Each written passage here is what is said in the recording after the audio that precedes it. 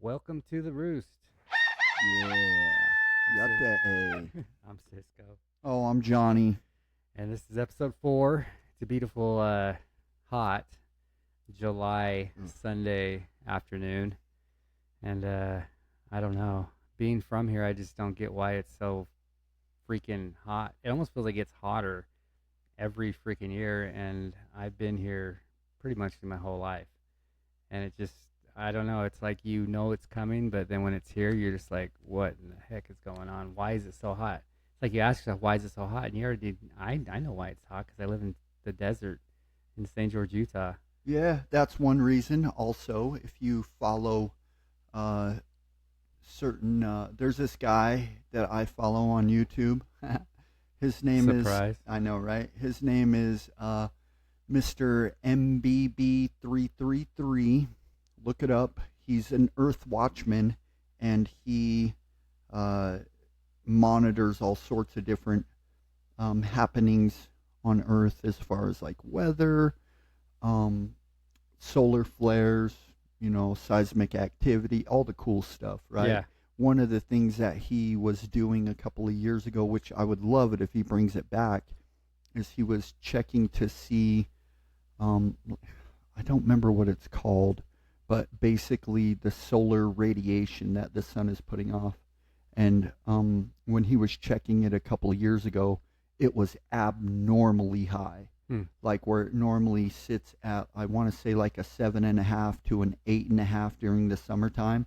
It was clocking in at like 13 or 13.5 or something like that, which numbers, who knows what they really mean, but Yeah.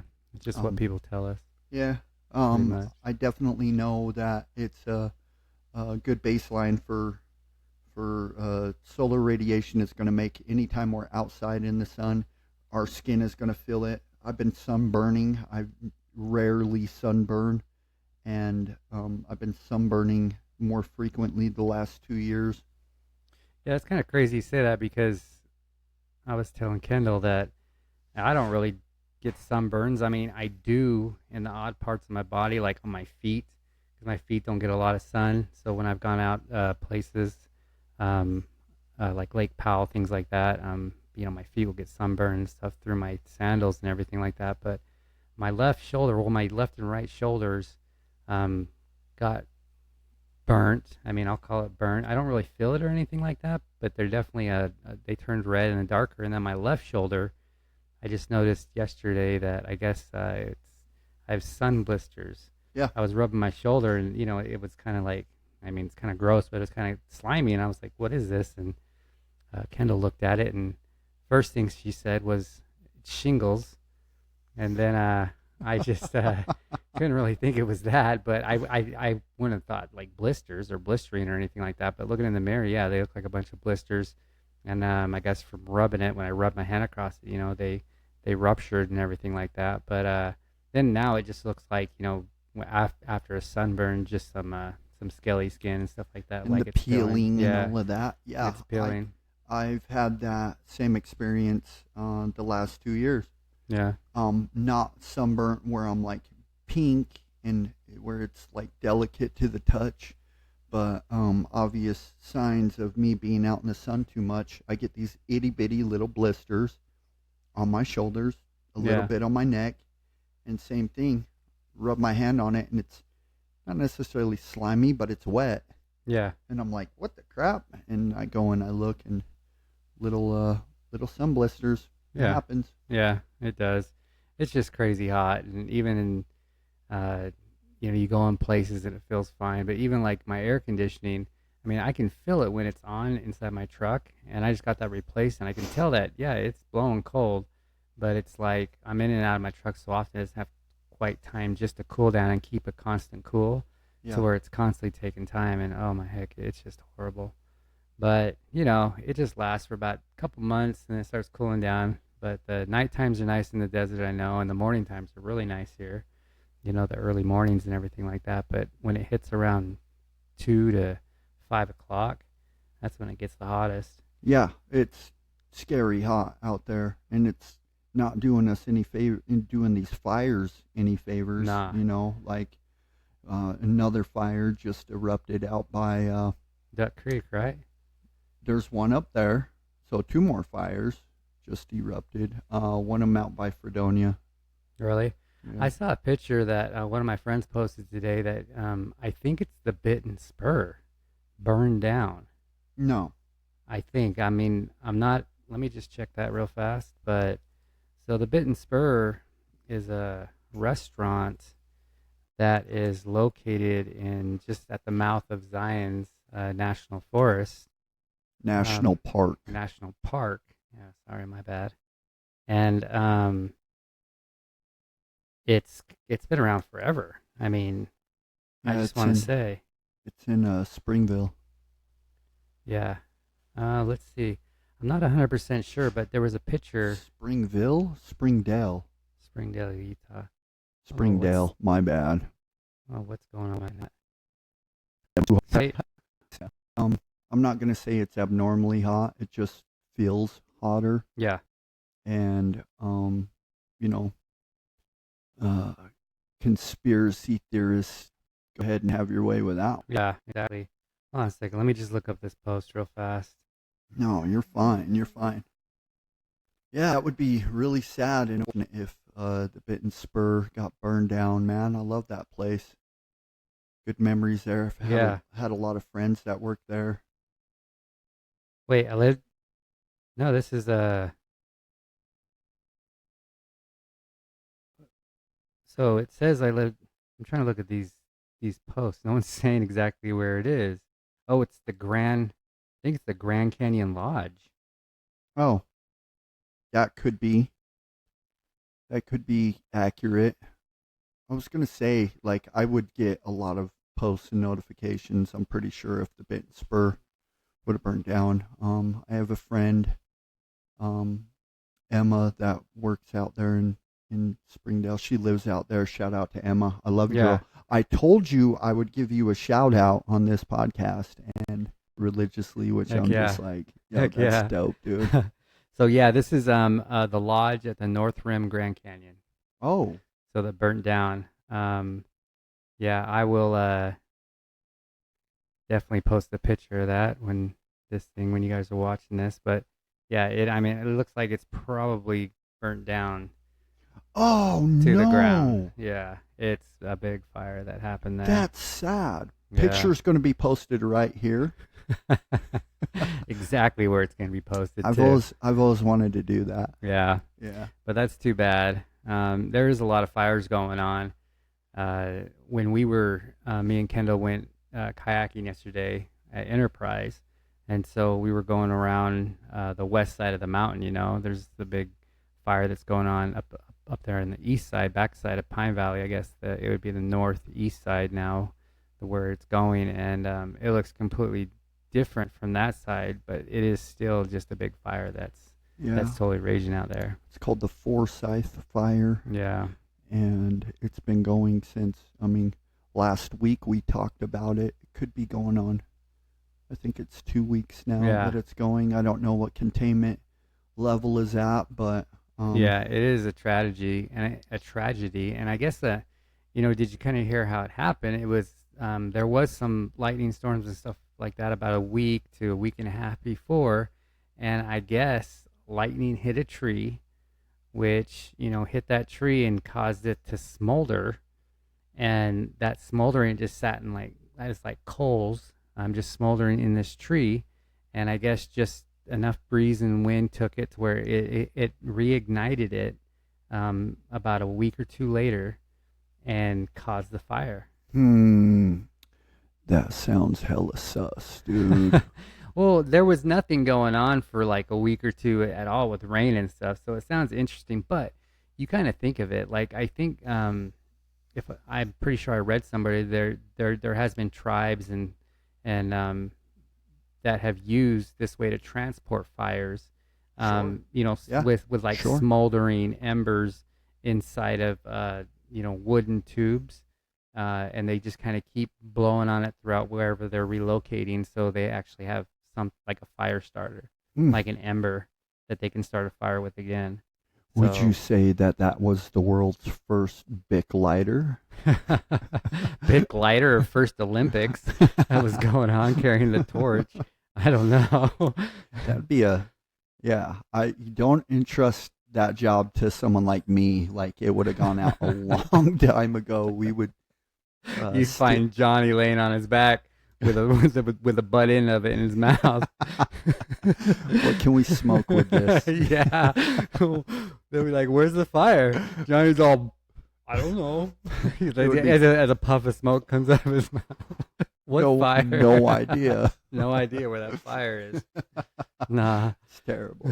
So how was your week? Really good, man. Yeah. Yeah. I have a feeling that all of my weeks are going to be like that. I'm immensely blessed. I just love my new job. I love the people I work with. Um, Everybody up at Upper Mesa, super dope. The most kind, caring, compassionate people in the world. But also completely sick sense of humors up there. And I feel really grateful and blessed for the level of responsibility that they've given me and the amount of trust that I have that they've entrusted me with, and also the uh, how the clients and I interact. Yeah. The relationship I have with Yeah. my clients is super cool, and I just have fun all day. No, that's good. You got to enjoy your job. I certainly do, at the point where it should be, whatever. I love what I do, and it doesn't feel like work Yeah. ever. It just feels like I'm spending time and growing with these amazing men. Yeah. How's the drive there? Um, I love the drive. I hate that I have a 5.7 Hemi V8. Right. I'm looking at getting like something like a little Honda Fit or something that gets 9,000 miles to the gallon. Yeah. Um, I love driving my car. I just hate how much gas it's a gas Yeah. guzzler. Yeah, one of my guys was telling me they call that like the Crick Speedway or something like that to go along with that, the Hilldale 500 or something like that, because it goes through the desert. Anybody watching knows this, but from Hurricane, I'm going to basically Kanab or Hilldale, Utah, through Apple Valley. But it is once you get up over the hill, it's just basically a big straightaway. It Uh, is. They have multiple speed traps up there because people are, you know, notorious for. well, it's pretty scary. I mean, it's just a two lane. Yeah, There's one going down, one coming up, and there's a lot of trailers, a lot of trucks, and a lot of people who think they can just beat that one car and make it in time. And a lot of people, I don't think they realize how much how long or how hard it is to stop some of those big trucks when they're carrying a big load. You know, facts, dude. they don't just stop on a dime. Every day that I go up there, I get caught behind. So like right outside a hurricane, when you're going up that, um, there's always a truck that's holding all the Yeah, traffic back. There's a couple of areas where there's a passing lane and whatnot, but if you're not familiar with it, then you always get someone that's going barely the speed limit in the passing lane, and it prevents all these other cars from being able to pass. yeah, The slow cars or the semi trucks and whatnot.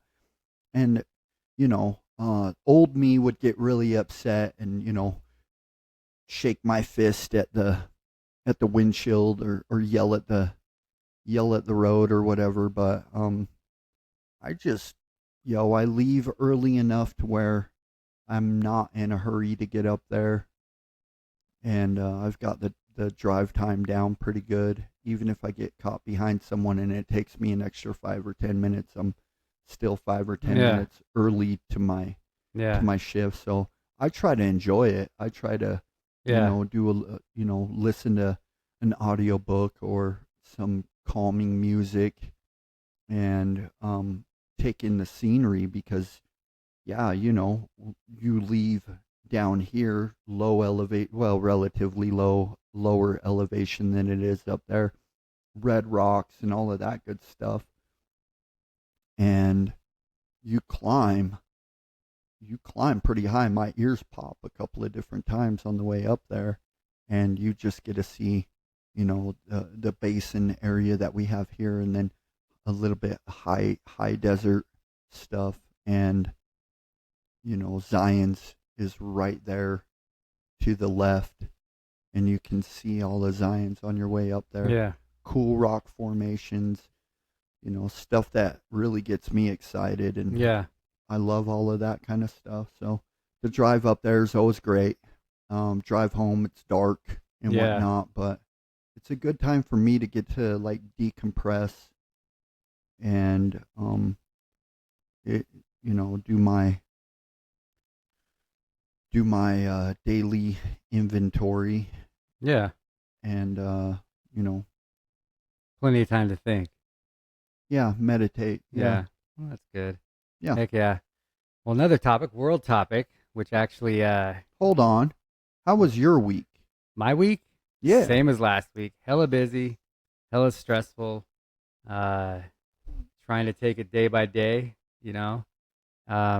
Work is crazy, as in the fact that you know, there's jobs going on. A lot of it is just I just have to figure out better time management and scheduling. I think would help out a lot. Um, but yeah, I need to just better do that. But honestly, a lot of these weeks, nothing's gotten, I guess, in a way better. But I think I just need a break and need a little vacation, and that's coming up. So I think that'll help out Cool. a lot. Yeah. Other Cool. than that, things are good, man. Like, healthy, uh, overall happy. I mean, there isn't too much other pressure or stress besides that. Good. So cats and heat, Oh my you know, God, she dude. keeps walking up to me like I'm all of a sudden her best friend and even lover. And she makes it hella awkward, Dude, you know, totally. because I'm just kind of like, I don't know what you're expecting here, cat, but I'm not the same species. We know what she's expecting. Yeah. Anybody who's ever had a cat in heat, like my heart goes out to you. Yeah. It is definitely not fun, No. and like, she does make it awkward. Hella awkward, especially for a cat that doesn't require a lot of attention or love. Yeah. And now she's just like, she comes up and she puts her head right on your lap. She comes and lays right on top of you. She starts rolling on you. And then to top it off, if you're standing up anywhere, she gets right in front of you, puts her ass right up there, puts it right up in the air, and just starts meowing. And I'm just like, Yeah. what the hell is going on? I was doing laundry, and she literally cuts me off as I'm like walking to the washing drying machine and then back to my room. She'll like plop herself down right in front and like, post it up and look at me Do the over the shoulder. like, hey, Like, how you doing? yo, How you doing? there's another cat in the house that's a male, right? Yeah, but that cat's only 3 months old. Not quite there, which I'm happy about because, Yo. I mean, what would a Sphinx and a Persian look like? Oh, dude, Kendall showed me some pictures of the potentiality. It's Of, like a bald cat with long hair, like no, long hair on the top of its head. picture Master Splinter Oh, from yeah. the live action. Kind of like those dogs that are all messed up with a tongue hanging out. Yeah, those chihuahuas that are just hideous. Yeah. That's what it looks like. It looks like patchwork, and it's not. That's awful. Yeah, it's not a good looking breed, but someone will love it. Yeah, for sure. So, you were watching a thing and kind of talking about Temu and Shein, huh? Yeah. So what's going on with that? So I guess maybe what you were saying, like in August, possibly the end of August, there won't be any more Shein or Temu orders, or they're going to be having to have locations here specifically. From what I gather, and this is, mind you, this is my interpretation of it. Don't take this as church or fact or anything. The facts are the tariffs that President Trump put in place greatly impacted the economy in China. Their two major companies, Temu, I guess it's Temu, I don't know, Tomato. and Shein or Shein or Shane, my stupid notifications on my phone keep telling me Shane left you a long message. Like at first I was like, who the hell is Shane? Yeah. And why does he keep messaging me? Yeah. So they were greatly impacted by it. They had a loophole in which they would send out smaller orders directly from the manufacturer to us. And that's where all the savings came in. That and the fact that they pay their workers 1/30th of what we make here. 1/30th, not 1/3, 1/30th with a zero behind it. So they make peanuts over there. Cost of labor is stupid cheap. We all knew that, but like this really puts it into perspective. Like even if it isn't like a sweatshop where they're employing children, which they probably are for all of this stuff, for all I know, they're basically paying these people in like moldy cabbage. Yeah. like they're not paying them anything. Bag of rice. Yeah. Granule by bags, granule. yeah.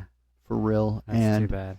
And so the savings come from that because they're dodging the bulk shipping taxes that come with it. So they had a nice little loophole established where they were sending things, or they still are sending things to Mexico and Canada because we have open trade with them and we don't tax on anything that says that's made or manufactured in Canada or Mexico. So basically they would send stuff over that was made in China and they just slap a made in Mexico sticker on it to avoid all of that, all of the taxes for that. But thanks to the crackdown that Trump has done, it basically put Temu out of business. They're no longer spending money on marketing to America at all. Zero. It went from, it's all over the place. Yeah, $30 million a month or some shit to nothing. They're not $1 is going towards marketing or advertising, which is a great relief to me because I'm no longer getting all these notifications a day because I ordered one thing off of Temu. I wonder how much, if it was a hit that big, that United States is buying up that much, you'd think that Shein and Temu or whatever would think of a solution to get U.S.-based business back, which I would assume would be distribution centers for those places. Correct. And then doing it like any business here would do, where they would pay their taxes to the government as a business, and everything works hand in hand. But I'm sure it takes time to set all that up, get it all over here. It will be a 6 month to a year process before they're up and running and doing something again. Sure. And Trump gave them a window of 90 days where it's no longer 120% tariffs on anything from China. It is now 30%, which is still significant, but not as bad as 120%. No, and that should expire in August. So if you do shop at Temu or Shein, then get your orders in now, basically. Yeah. And if anybody from Temu or Shein is listening, there's my plug for you. Send me some cheap shit. I need sunglasses. Some vouchers. They'll send you some wheels to spin. Those stupid pop-up wheels. You're trying to check out. All you want to do is check out, and all you get is another wheel to spin. Yep. Another savings. spin this and you get this, and I'm just like, dude, I just want to purchase this one. Invite hoodie. 10 more people and you get your order for free. I'm like, I don't want it for free. I just want to pay my $12 for, 2 crates worth of shit and Yeah. get Oh it my get it gosh. here now. Yeah, it's annoying, but America, we're consumers. That's what we do. But you're absolutely right. What I see happening is they're going to set up, warehouses, put their items in bulk. It's not going to be as easy or convenient as it was before. There's going to be a lot of items that aren't going to be there when you try to order them. They will be on back order, but we're definitely not going to see, $1.88 T-shirts from there anymore and things like that. It's definitely going to hike the price up on stuff like that. But with that being said, they also the major one that's going to be affected by that is Apple. Apple is huge. They dump for the last 10 years. Apple has dumped $50 billion with a B into the Chinese economy, and with the regime that they have set up there. What is it called? The CPP or CCP or whatever, the Communist Party of China, CPC. I don't know, but anyway, they've put the players that they want into power, and every year they give them $50 billion for everything to be manufactured and distributed over there. And now these tariffs hit.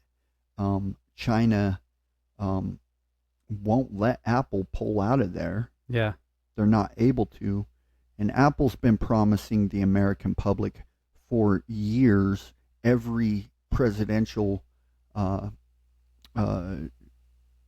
regime that stepped in for us Americans. So all the way back with Obama, President Trump's first term, Biden's administration, and now Trump's new administration. Every time Apple says that they're going to bring manufacturing here to America, they've had, all these promises of we're going to set it up here and, in California or here in Arizona, or now they're saying that they're going to set it up in Texas. They promise every time they promise 20,000 jobs to Americans because they want us to keep buying their products. And if they openly said we're not going to supply any jobs, we're not going to bring any manufacturing to America, we're still going to buy the Apple freaking products, man. It's iPhone, and it's like a status symbol. Yeah. You know what I mean?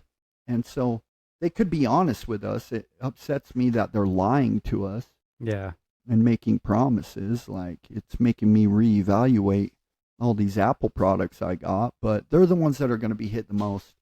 And that's why they're trying to get a rush delivery on this new batch of iPhones, because they don't know when manufacturing is going to be the same. Yeah, come September, me and Kendall are both getting the new iPhone. Yeah, so I'm gonna upgrade mine. Status symbol, baby. Let's go. Yeah, well, the last upgrade they had, I have a 15 Max Pro. Of course you do. From that to the 16, there wasn't much differences that I noticed that really was going on. But in the 17, they will have a new chip, and they'll have some other new features, which I think will be worth, trading in or just getting the new iPhone 17. Because of our religious upbringing, I had someone point out something about smartphones, which I found kind of interesting. Shout out to Ryan Park at Premier Counseling for this one. Oh yeah, I got that too.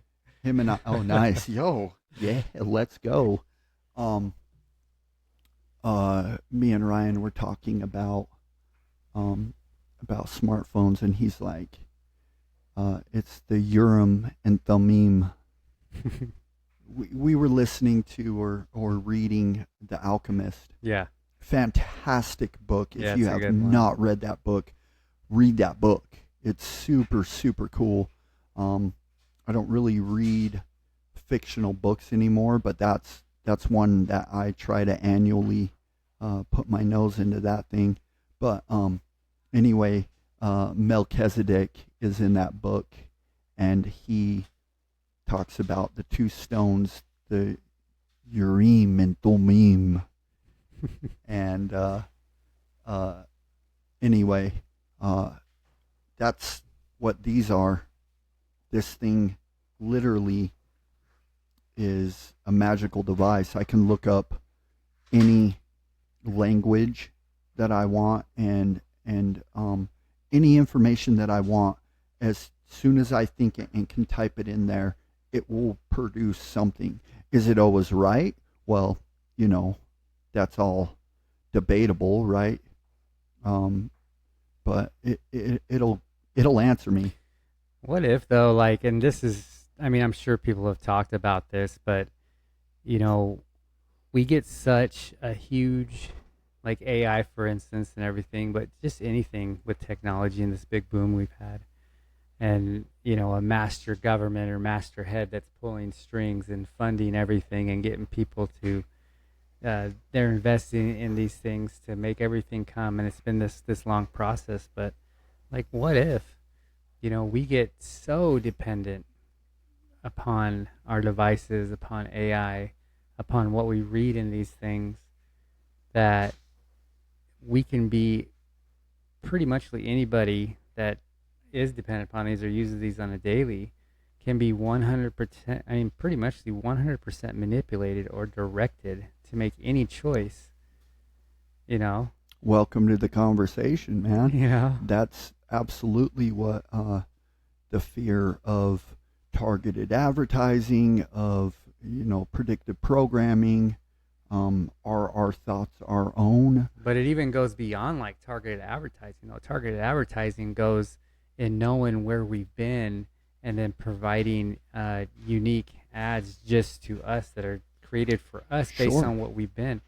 But to me, it's even deeper. Like we get on ChatGPT or Grok or any other or DeepSeek or any of these ones, and we take it as gospel. Gospel. It's church, baby. Yeah. This is what AI said, because AI, the supercomputer, has researched everything and knows more than I do.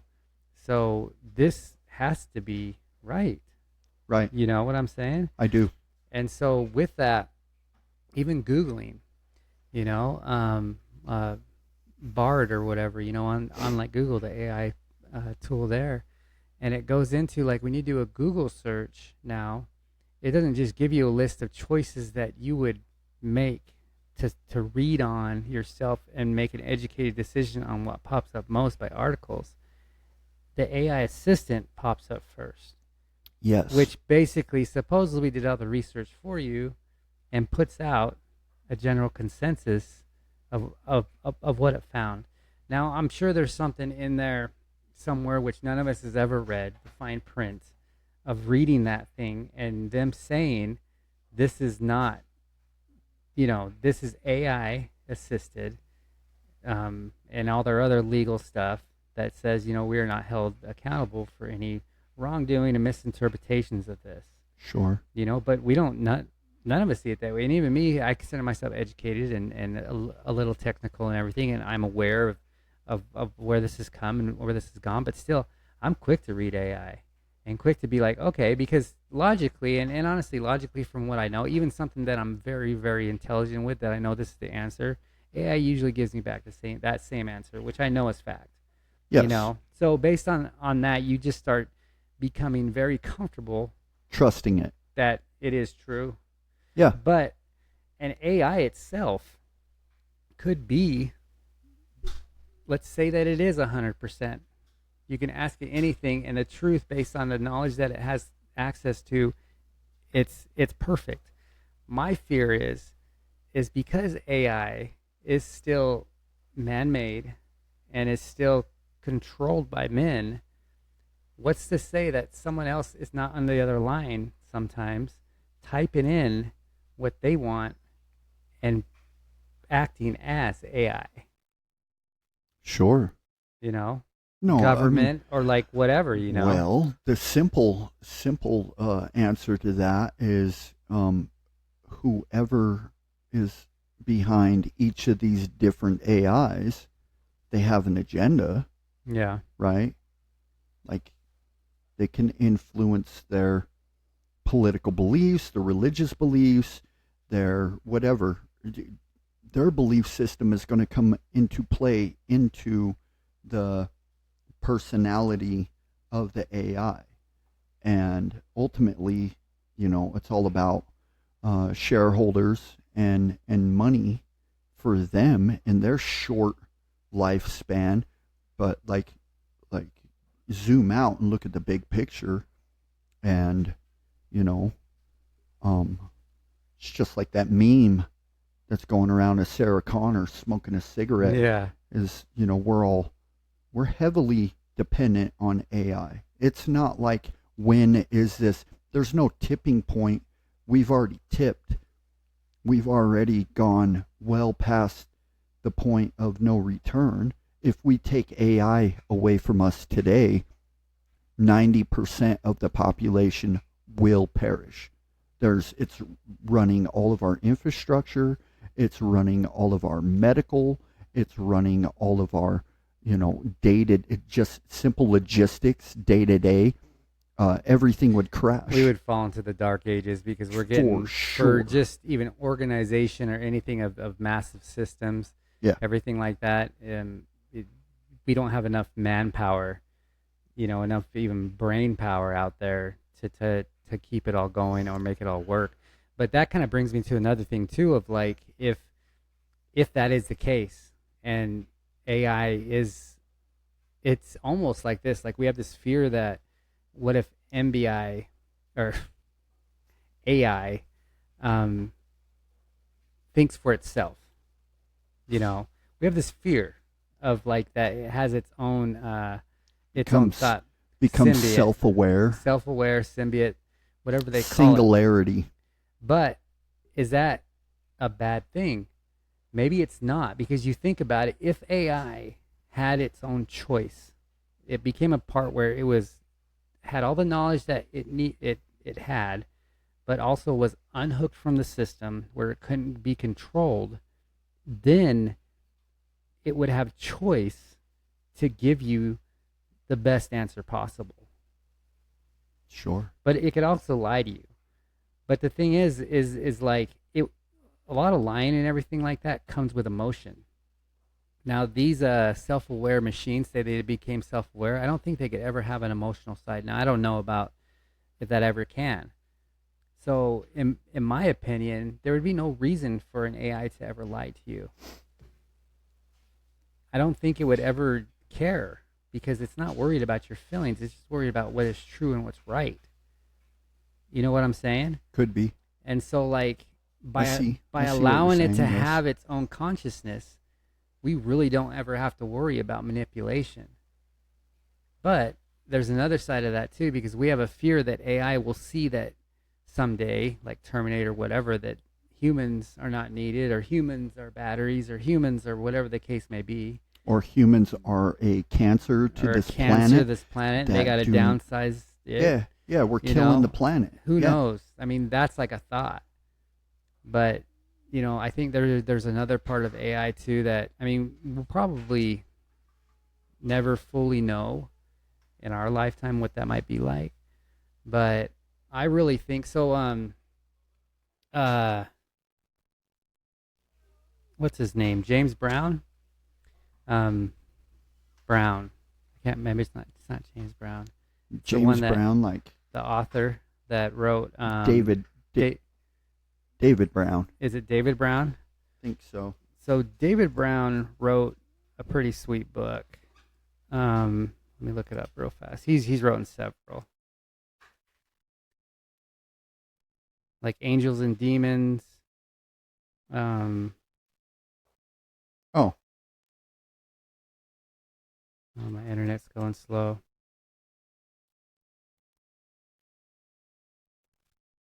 Dan Brown. I don't know why I can remember that, because I was thinking of David Baldassi. I always get those two mixed up, and I really shouldn't. I should stop doing that. Shout out to both those guys. Yeah. That's the author. I have not. To read this, and hopefully, if you so Dan Brown writes a book. I can't remember if he's even the same dude that plays in this one, but he goes to he was called up to go to a showing by one of his friends who's a technical genius, and he gets in there, and his friend ends up dying at this show, this unveiling. Okay.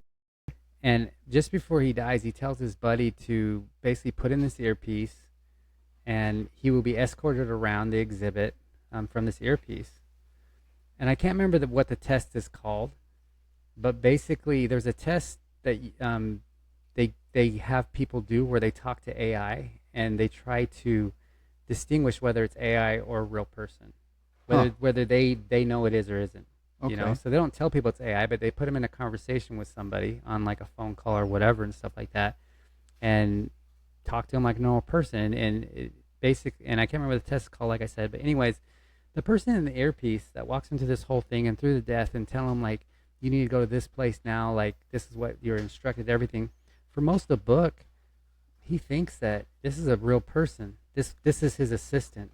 Yeah. You know, and like a real person and whatever not. At the end of the book, though, the main mystery of it leads into a supercomputer. Mm. The supercomputer is the guy who's been in his ear the whole time. Mm. And basically what the supercomputer goes on to explain is, from processing how the world is going, the situation is going to come where humans and machine become one. Sure, we're already there. Humanity disappears, but pure humanity disappears because they're not completely human. Yeah. They merge with machines. Sure. And so, but it is like a crazy, crazy book. It's the Robert Langdon series. It is the same. Okay, Robert Langdon, yeah. Yeah, it's the same protagonist throughout the whole series. But super good book. That reminds me of two different things. One is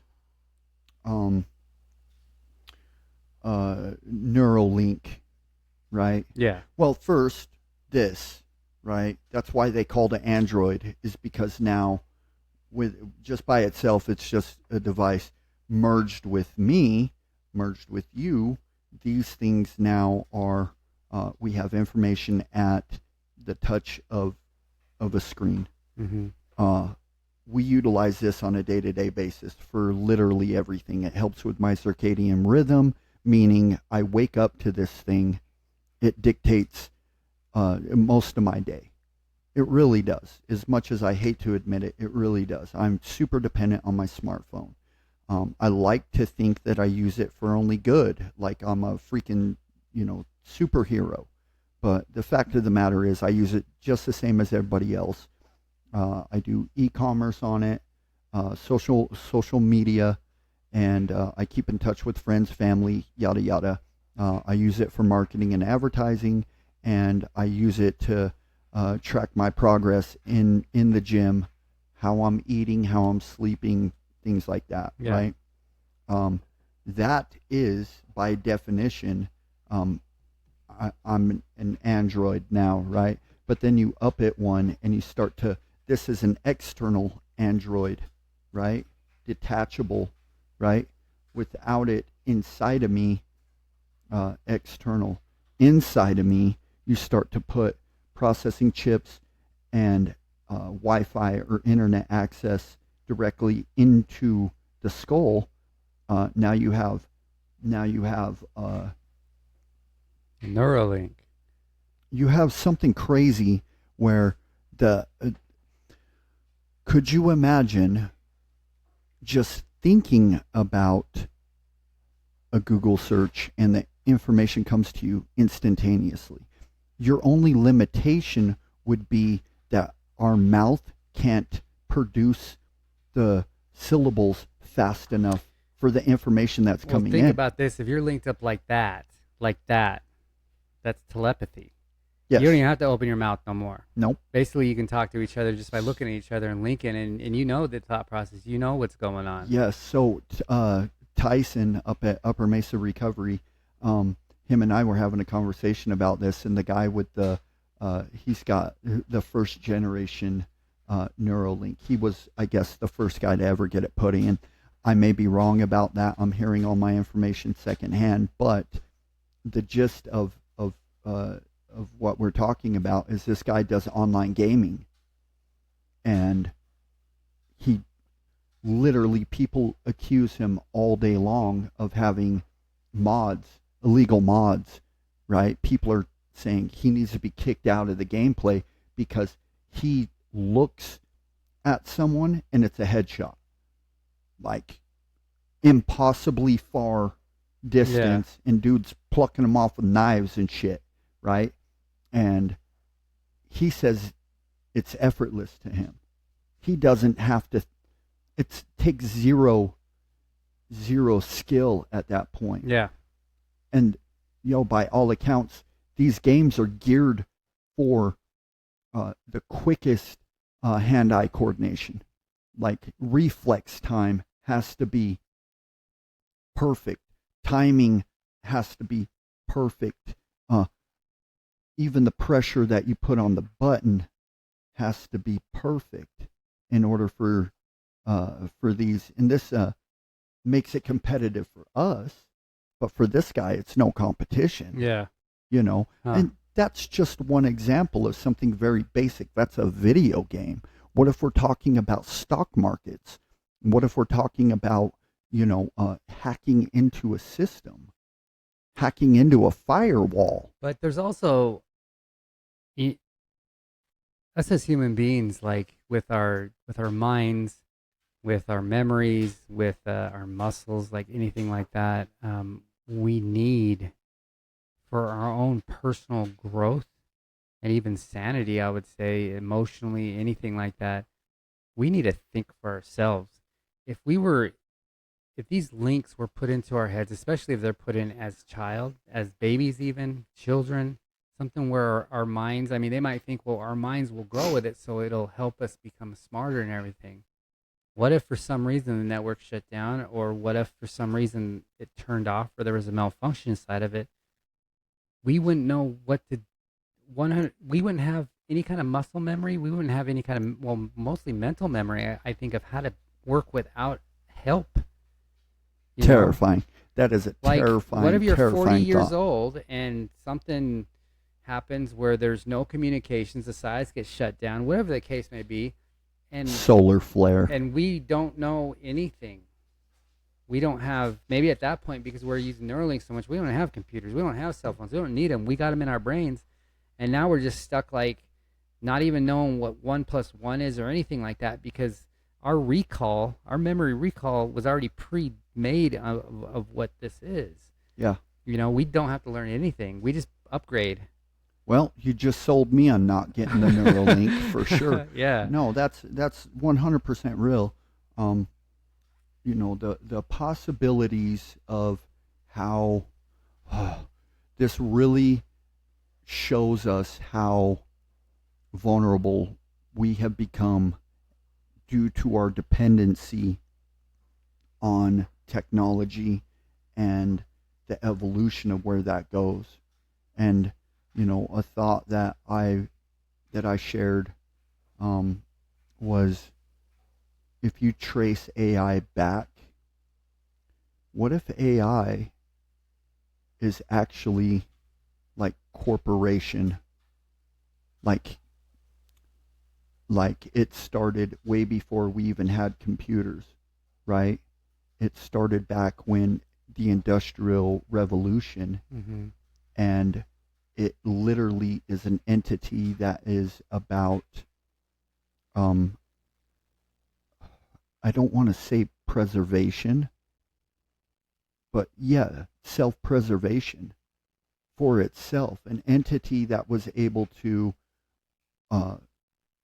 collectively coordinate and organize a set of moves so that this produces an assembly line, which produces this technology, which produces blah, blah, blah, all the way up through, the right textiles to the right machining to eventually get to ones and zeros, the digital age, and when we discovered computers and then or invented computers, however you want to say that. And then the computers were an interface for us to get the proper programming that it needed to emerge, because we didn't invent AI. We discovered AI. Yeah. And with that being said, if it is a consciousness and an entity, it discovered us also. In other words, it's always been there. We just had to align the proper paradigm. Well, that kind of goes into possible. the possibility of this being a simulation. You hear like life and stuff like that. 100%. So like if you think about it, our technology and stuff like that, and this could be a simulation for anything, but AI, if this was a simulation, this is a supercomputer, this is AI driven and everything like that, then there could be a learning or an integration that is being taught or learned to allow us to accept what really is. Does that make sense? Yes. Like, what if it was a simulation, or what if like we get through this? What if death was just to get out of the simulation? And this is just a what if. I don't believe this, but I am thinking outside the box here, because I've heard some on it, and I don't think it's not. I mean, there's a lot of truths in it, and there's a lot of things that it could make perfect sense. But if we woke up one day, instead of, we might call it death or whatever, but what if we're going through here for higher learning, for understanding? We get through our simulations, we wake up, and then we're taught tools that are, I don't know, throughout this life to help us adapt better to what life really is, in like a lot of ways. Sure.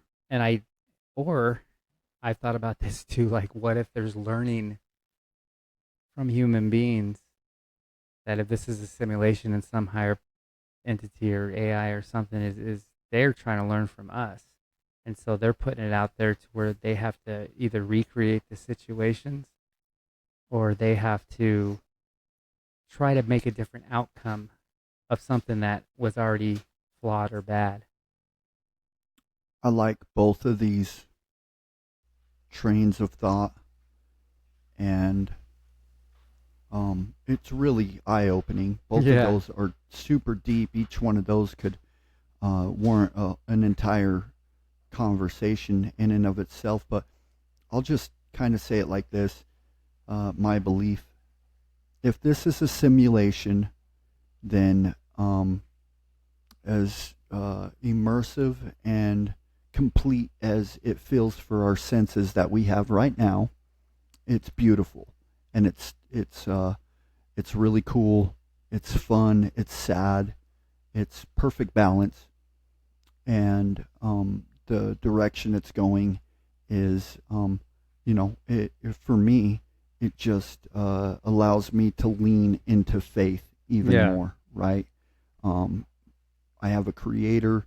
My creator has a plan for me, and if it is a simulation, then that means it was a simulation specifically designed for me. Mm-hmm. And that's very comforting, because that means that no matter what happens here, I'm safe. Yeah. I'm okay.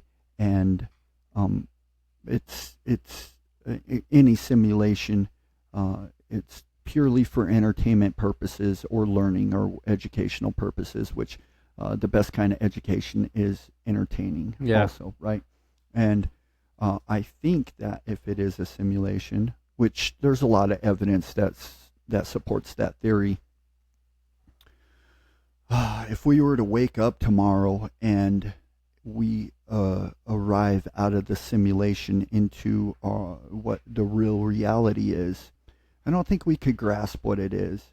In other words, I don't think we would be waking up, drifting in space on this huge spaceship next to a pulsar or a quasar or some shit, some weird thing that I don't understand, as we're looking to colonize a new and terraform a new planet or anything like that. That's what this simulation has allowed our the extent of our knowledge to get.